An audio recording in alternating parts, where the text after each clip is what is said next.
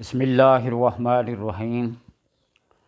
الصلاۃ والسلام علیک یا رسول اللہ وعلی آلک و صحابک یا حبیب اللہ۔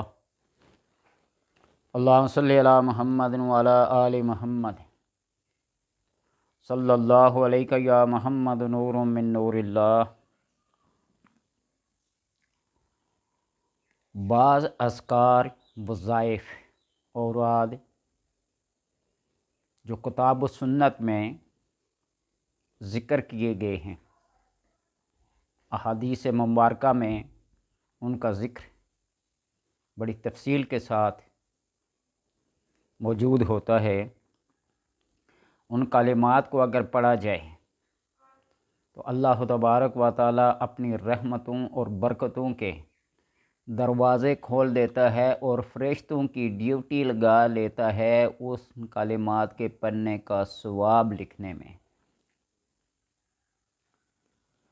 جس طرح کسی بندے نے پڑھا یا رب لک الحمد کما ینبغی لجلال وجہک و عظیم سلطانک، فرشتے حیران ہو گئے کہ یا اللہ تبارک و تعالی اس کا ثواب کیا لکھیں، اس بندے کے اجر میں، اس کے نامہ اعمال میں کتنی نیکیاں لکھیں۔ تو اللہ تبارک و تعالی نے فرمایا کہ اس کی جو جزا ہے، اس کا جو اجر ہے، جو ثواب ہے، وہ میرے اوپر چھوڑ دو۔ جس طرح روزہ رکھا جاتا ہے اور اس کے تمام ادائیگیاں، فرائض، حقوق، الواجبات، شرائط پورے کیے جاتے ہیں، تو اللہ تبارک و تعالیٰ فرماتے ہیں الصوم لی، روزہ میرے لیے ہے اور میں ہی اس کی جزا دوں گا۔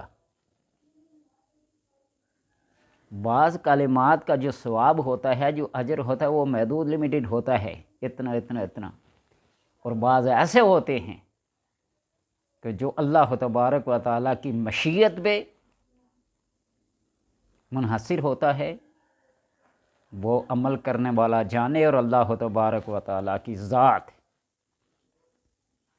تو اسی طرح آپ صلی اللہ علیہ وسلم نے فرمایا کہ جو کوئی ان کلمات کو صبح پڑھے گا، صبح ہوتے ہی پڑھے گا، وہ کون سے کلمات ہیں؟ اعوذ باللہ السمیع العلیم من الشیطان الرجیم، اعوذ باللہ من الشیطان الرجیم، اعوذ باللہ من الشیطان الرجیم میں صرف دو کلمات کا، دو الفاظ کا، دو اسموں کا اضافہ کرنا ہے۔ اعوذ باللہ السمیع العلیم، یعنی اللہ کے نام کے ساتھ سمیع اور علیم کا اضافہ کرنا ہے۔ من الشیطان الرجیم،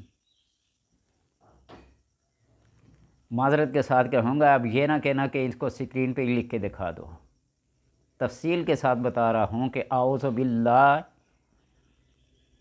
السمیع العلیم من الشیطان الرجیم، اعوذ باللہ، اس کے ساتھ سمیع اور علیم دو اسماء کا اضافہ کرے، من الشیطان الرجیم، یہ تو ہر بندہ جانتا ہے یہ۔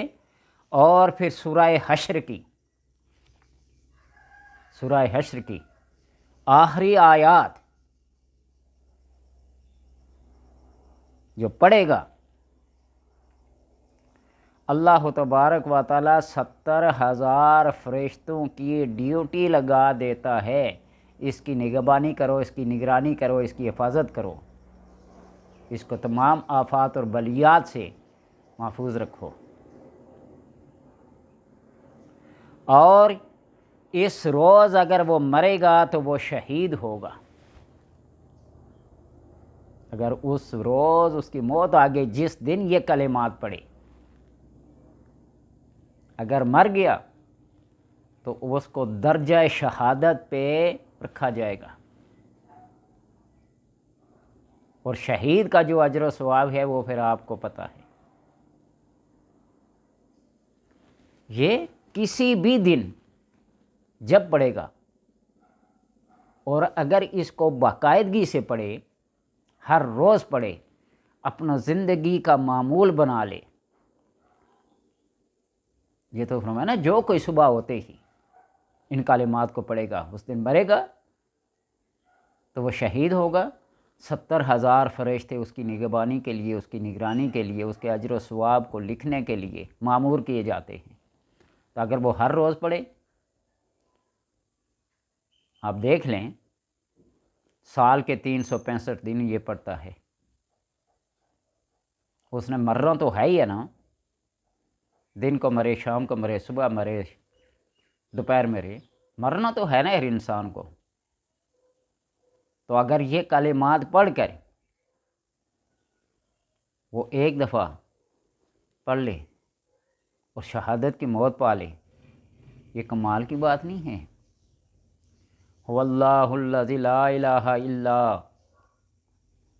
ہو الملک القدوس السلام المؤمن المہیمن العزیز الجبار المتکبر سبحان اللہ عما یشرکون هو اللہ الخالق الباری المصور لہ الاسماء الحسنى یسبح له ما فی السماوات والارض وهو العزیز الحکیم۔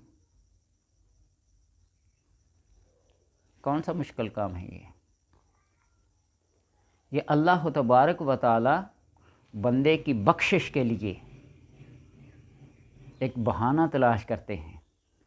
اگر یہ بندہ نہیں پڑھے گا، مرنا تو اس نے ویسے ہی شہادت کی موت نہ مرے، ہر کوئی شہادت کی موت مرتا نہیں ہے،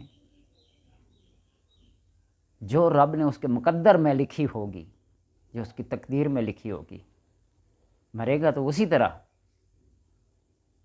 لیکن اس تمنا اور اس خواہش کے تحت پڑھے کہ اللہ تعالیٰ مجھے شہادت کی موت عطا کر دے۔ حضرت خالد بن ولید نے کتنی جنگیں لڑی، موت اگر ان کو آنی ہوتی تو میدان جنگ میں آتی، لیکن آئی تو بستر پہ آئی۔ یہ ہر ایک کا اپنا مقدر ہے، یہ ہر ایک کا اپنا نصیب ہے۔ حضرت علی رضی اللہ تعالیٰ عنہ کو جو موت آئی تو مسجد میں آئی، حضرت عمر کے ساتھ بھی ایسا ہوا، حضرت حمزہ رضی اللہ تعالیٰ عنہ میدان احد میں شہید ہوئے۔ جو مقدر میں لکھا ہوتا وہ ہوتا رہتا ہے۔ جنت الفردوس ہر بندے کو نہیں ملے گی، لیکن اس کے لیے دعا کرنا کون سا ممنوع ہے؟ وہ ملے یا نہ ملے، لیکن اس کی طلب تو رکھو۔ ایک بندے نے سوال کیا نا، آپ نے کہا کہ جذب و کیف، جب جذب و کیف اپنے اوپر طاری کر لیں تو جو تعداد ہوتی ہے اس کی طرف توجہ کیسے جائے گی؟ دونوں طرف توجہ ہو جائے گی، جذب و کیف کی مستی اور تعداد گننے میں۔ بڑا عجیب سوال ہے۔ جذب و کیف کا مطلب یہ ہوتا ہے کہ اپنے اوپر ایک ایسی کیفیت طاری کر لو جو شوق اور محبت کی ہو، اور یہ تصور کر لو کہ میں کس بارگاہ میں کھڑا ہوں، میرا مقام کیا ہے، میرا کام کیا ہے، کس کام کے لیے، کس مقصد کے لیے میں بارگاہ ذوالجلال میں حاضر ہوا ہوں۔ ایسا تو ہر وقت اللہ تبارک و تعالیٰ کی نظر سے آپ پوشیدہ نہیں رہ سکتے، لیکن بندہ جب یہ ارادہ کر لیتا ہے اپنے شوق اور محبت کو بروئے کار لاتے ہوئے کہ میں رب ذوالجلال کی بارگاہ میں کھڑا ہوں۔ جبریل نے آپ صلی اللہ علیہ وسلم سے پوچھا نا، احسان کیا ہے؟ احسان یہ ہے کہ تو رب کی عبادت ایسے کرے کہ تو خدا کو دیکھ رہا ہو، انت عبد اللہ، ایسی عبادت کرے اللہ تبارک و تعالیٰ کی کہ تو رب کو دیکھ رہا ہو۔ اگر یہ تصور نہیں کر سکتا، یہ خیال پیدا نہیں کر سکتا، تو کم از کم یہ تو سوچ کہ رب مجھے دیکھ رہا ہے۔ یہ تو آسان ہے نا۔ اور پھر وہ کتنے دفعہ یہ بات ذکر کر چکا ہوں کہ اکبر بادشاہ کی مثال دے ہوں، لوگوں نے کہا کہ نماز پڑھنے سے سجدے میں جاتا تو خانہ کعبہ نظر آتا ہے۔ لوگوں کی باتیں سن سن کے جب وہ کیا ہو گیا، تنگ آ گیا نا، تو اس نے ایک دفعہ ارادہ کر ہی لیا کہ آج کعبے کو دیکھنے ہی دیکھنا ہے۔ صلی امامت پہ کھڑا ہوا، سجدہ کیا، ذرا سر اٹھانے میں دیر لگی، پیچھے لوگ چلے گئے سارے۔ سلام پھیرنے کے بعد دیکھا تو پیچھے 9 4 10 بندے تھے، سب کو بلا لیا۔ کہاں چلے گئے تھے؟ حضور آپ نے سجدہ لمبا کر لیا ہے، قصہ مختصر بتا رہا ہوں، بہت دفعہ بتا چکا ہوں۔ پھر جب اس نے بہترین جواب دیا نا کہ تم روز کے نمازی ہو تو میں سر سجدے میں رکھتے ہی کعبہ نظر آ جاتا ہے، میں نے تو آج پہلی دفعہ سر رکھا ہے، دیکھنے میں دیر تو لگی ہے۔ بندہ یہ یقین اور یہ اعتقاد کر لے کہ جس مقصد کے لیے میں کھڑا ہوں وہ میرا مقصد پورا ہونا چاہیے۔ جذب و کیف کا مطلب یہ ہے، وہ ارادہ، وہ یقین۔ اللہ تبارک و تعالیٰ سے دعا ہے کہ ان کلمات کو پڑھنے کی توفیق عطا کرے۔ اعوذ باللہ السمیع العلیم من الشیطان الرجیم، بسم اللہ الرحمن الرحیم، واللہ الذی لا الہ الا ہو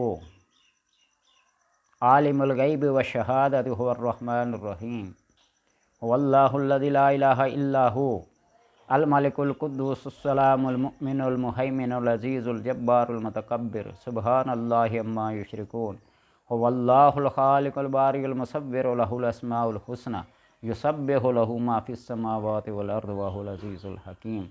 اللہ تبارک تعالیٰ پڑھنے کی توفیق عطا فرمائے۔